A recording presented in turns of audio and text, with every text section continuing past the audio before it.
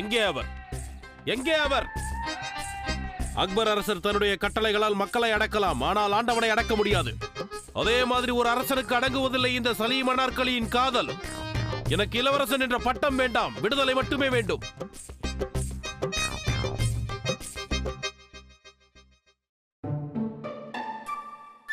என்ன பாக்குறீங்க? கையாவது தட்டுங்கப்பா, பாராட்டுங்க. நீங்க வேணா பாருங்க, இந்த இந்தர் கஷ்யப்போட நடிப்பை பார்த்து ஸ்டேஜ் பத்திக்கிட்டு எரிய போகுது, பத்திக்கிட்டு. அப்படி மட்டும் ஏறலைன்னா என் பேரை நான் மாத்தி வச்சுக்கிறேன். அண்ணா 4-5 பேர் ஆப்ஷன் வச்சுக்கோங்களேன். நீ வாய முறியா? அக்பர் பேரரசர். தீபக், நீ ஏன் இந்த சலீம் ரோல் பண்ணல? இந்திரனா சலீம் ரோல் பண்றாரு, நீ ஏன் சான்ஸ் எடுத்துக்கல? எனக்கு இதெல்லாம் எதுவும் வேண்டாம். 2 பேருக்கு பைத்தியம் பிடிச்சிருக்கு. 2 பேர்னா யாரு? இலேஷனா ஒரு பக்கம் சலீம் ரோலுக்காக துடிக்கிறாரு. அப்படி என்ன கடமை? காதலை என் இதயத்தில் இருந்து தூக்கி போடும் கடமை. எனக்கு இப்படி ஒரு கடமை வேண்டாம். ஒரு பேரரசருடைய மாளிகையில் நான் பிறந்ததற்காக கிடைத்த தண்டனை இது. இலேஷனா, you are too good. Very nice. Sanju, நீ எப்ப வந்த? கொஞ்ச நேரத்துக்கு முன்னாடி தான் வந்தேன். இப்ப நான் பண்ணல, அதுல என்னோட பெர்ஃபார்மன்ஸ் எப்படி இருந்தது?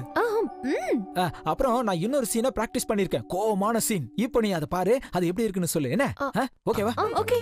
ஆனால் எனக்கு என் உயிரை பற்றி கவலை இல்லை.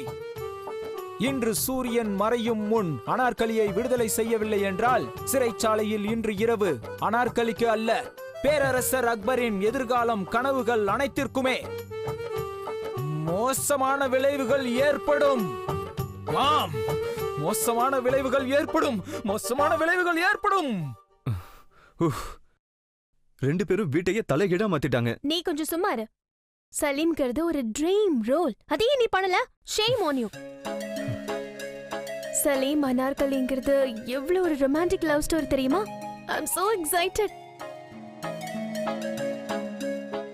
தீபக், நீ சலீமோட ஏதாவது ஒரு டயலாக் சொல்லு. நானா? எதுக்கு? என்ன உன் முன்னாடி அனார்கலி உட்கார்ந்திருக்கால, அதுக்குதான்.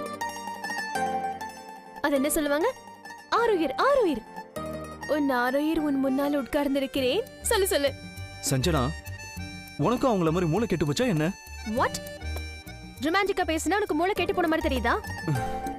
தீபக், நீ சரியான போர். சரி விடு, எங்கேயாவது வெளியில போலாம். சஞ்சனா, நீ என்ன காரியம் பண்ற? யாராவது பார்த்தா என்ன சொல்லுவாங்க? ஐயோ, கேட்டா சொல்லு. நீ என்ன மனசார காதலிக்கிறேன்னு? நீதான் அந்த சலீம், நான் தான் உன்னோட அனார்கலி. கரெக்டா? இப்ப எதுக்கு திடீர்னு இப்படி கையை எடுத்துட்ட? நீ வெளியில கையை புடிச்சிட்டு தானே ஊரு சுத்துறோம். வெளியில சுத்துறது வேற சஞ்சனா, இது வீடு.